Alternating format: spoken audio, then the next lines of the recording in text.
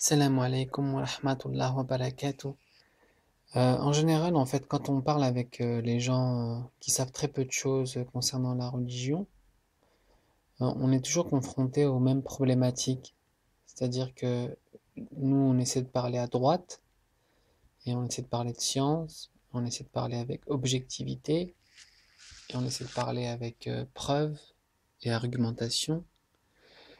Et eux, ils parlent à gauche, ils parlent en stigmatisant, en dénigrant, en faisant des raccourcis, en insultant, en traitant ces choses-là de barbares et d'archaïques, en en ne prenant pas au sérieux ce qu'on peut leur dire. En fait, j'ai remarqué un truc, c'est que j'ai l'impression qu'ils sont tous tombés dans un espèce de contrôle d'esprit. Enfin, on a manipulé leurs esprits, on leur a fait un lavage de cerveau, un lavage de crâne, et ils ont des images comme ça dans la tête, comme des cases. Dès qu'on parle, par exemple, de islam, prière, polygamie, jihad, charia, Mohammed, le prophète, alayhi salatu salam, Allah, dès qu'on leur parle de tous ces mots-là, en fait, ça déclenche chez eux comme un signal rouge, comme une alerte rouge, en fait.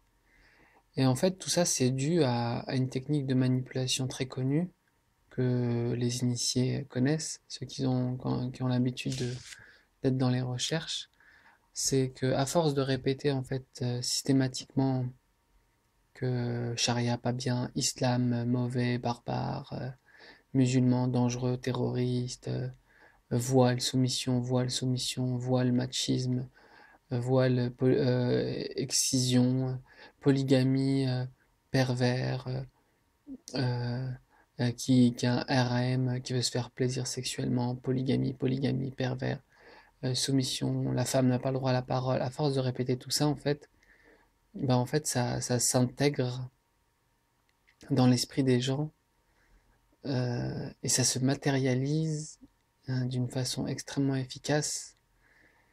Et le seul moyen, en fait, de venir ouvrir et faire comprendre aux personnes qu'on a en face de nous ce qu'est réellement la réalité, c'est de passer par la science et passer par l'histoire, passer par les explications, passer par la science tout simplement, par le savoir.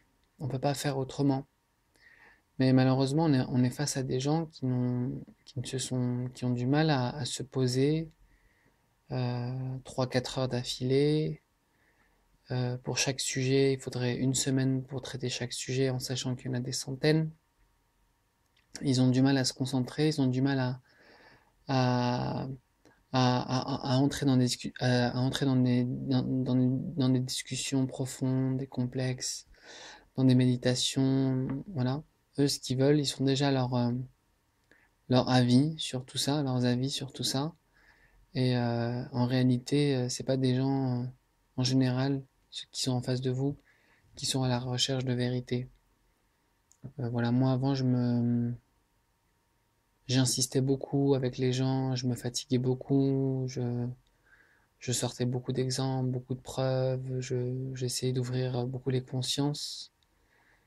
Et je me suis rendu compte maintenant avec l'expérience qu'il y a très peu de personnes qui sont réellement sensibles à la vérité, qui veulent réellement comprendre au plus profond d'eux.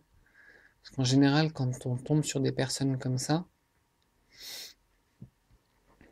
c'est compliqué bien sûr, il faut toujours insister et bien leur parler, bien leur expliquer d'où viennent les manipulations, quel est le vrai du faux, qu'il faut bien départager les choses. En général, une fois qu'on traite 4, 5, 6, 7 sujets, bah en fait, il y a quelque chose qui se passe chez la personne et c'est la personne ensuite qui commence à vous demander des choses, à vous poser des questions. Et bon, déjà, ces personnes-là, elles sont rares. C'est une personne sur, je sais pas, sur 30, 40. Et même parfois, si vous avez des discussions avec cette personne qui peut durer des heures, ben, il suffit juste de ne pas la voir 2, 3 semaines ou un mois pour que la personne elle ait complètement oublié ce que vous lui avez dit. Et le jour où elle vous croise, elle va vous prendre pour un illuminé. Elle, entre-temps, elle se sera refait avaler par la Matrix, par la société. Et elle va complètement vous éviter carrément du regard. Euh, enfin, voilà, en pensant qu'en fait, la soirée qu'elle a passée avec vous, vous avez réussi à lui faire un lavage de cerveau et que vous avez réussi à la sensibiliser parce elle était dans un moment de faiblesse et que maintenant elle est revenue dans la société, dans la Matrix, et qu'elle s'est rendue compte de ça et elle veut vous faire passer pour un illuminé, pour un gourou, pour un charlatan. Alors qu'au contraire, en fait, c'est que vous l'avez sorti de la Matrix, vous lui avez montré la lumière et la vérité, et, et elle est, par la suite, elle est revenue dans l'illusion, le mensonge et la manipulation. Donc c'est très compliqué aujourd'hui de parler avec des gens concernant la vérité parce que il y a trop de travail à faire, de sujets à traiter, trop de nœuds à dénouer.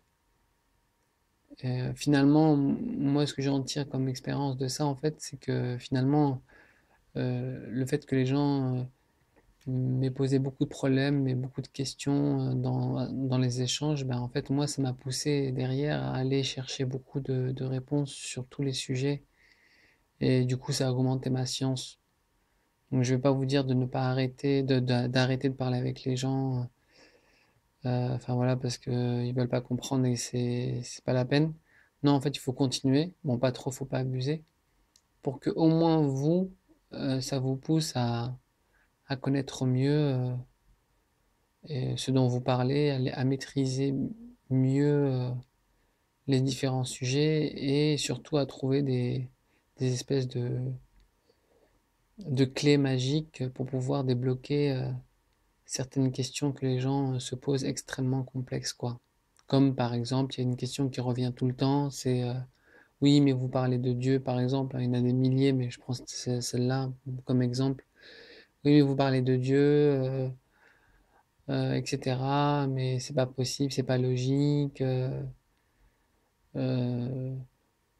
Pourquoi il fait tout ça? Enfin bref, et lui qui l'a créé, il nous a créé, et lui d'où il vient, c'est pas possible, ça tient pas, etc.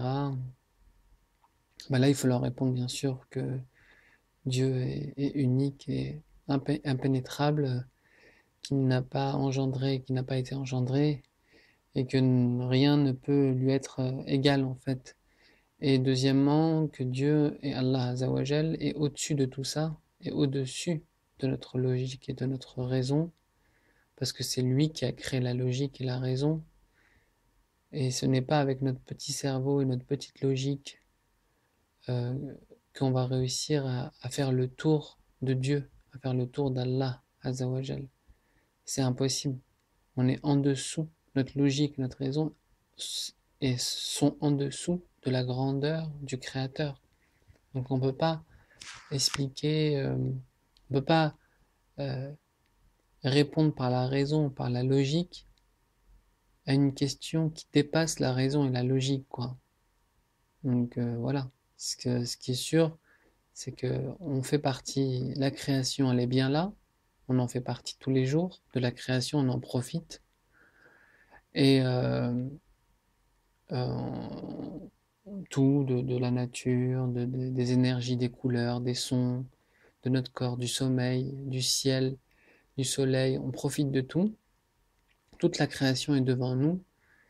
Et donc, il y a forcément un créateur, c'est sûr. Et les physiciens ont bien dit que c'était un seul et unique créateur, sinon ça serait le chaos et ce monde n'aurait pas pu voir le jour.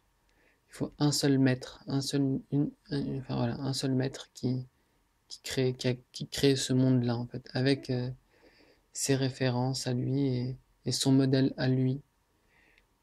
Donc le créateur n'a pas, on ne peut pas répondre à cette question parce que ça dépasse notre logique et notre raison. Voilà. Ensuite, ils vous disent toujours, mais oui, s'il y a un Dieu, mais pourquoi il y a autant d'injustices et pourquoi il y a autant de morts et de gens qui crèvent de faim, etc. Ben non, c'est pas la faute de Dieu et d'Allah Azzawajal, c'est la faute des hommes. Parce qu'en fait, lui, il nous a créés, il nous a mis sur cette terre, il nous a donné le libre arbitre, il nous a envoyé des milliers de prophètes, des centaines de milliers de messagers, il nous a donné la science, il nous a donné les savants, il nous a donné la connaissance, il nous a donné un mode d'emploi pour pouvoir faire du bien dans ce monde, faire que du bien et quitter ce monde en étant, en n'ayant fait aucun mal, aucun désordre, en ayant été quelqu'un de droit, de noble, qui a une parole de sincère, de travailleur, d'honnête, de responsable et de très pieux. Mais les hommes se sont détournés de ce mode d'emploi et de ce message et de cette transmission et ont préféré suivre les pas du shaitan, du diable, les pas du mal, du mensonge, de la manipulation, de l'égoïsme, de la perversion, de l'infidélité, de la décadence, des drogues, de l'alcool, des jeux, des passions, des, voilà, de la lâcheté, des hommes qui abandonnent leurs enfants, des divorces, de la bêtise, du gaspillage d'argent, du prestige. Donc, dans ce monde, il n'y a pas de vide, c'est soit on tend vers le bien, soit on tend vers le mal. Soit on suit la science et la grandeur et les textes sacrés, on s'élève et on médite et on comprend, soit on tend vers tout ce qui est bas, tout ce qui vise la bassesse, tout ce qui est instinct animal, tout ce qui est orgueil, prétention. Voilà, donc c'est soit on tend vers le paradis, soit on tend vers l'enfer, sur terre et dans l'au-delà. Voilà. Salam alaikum wa rahmatullahi wa barakatuh.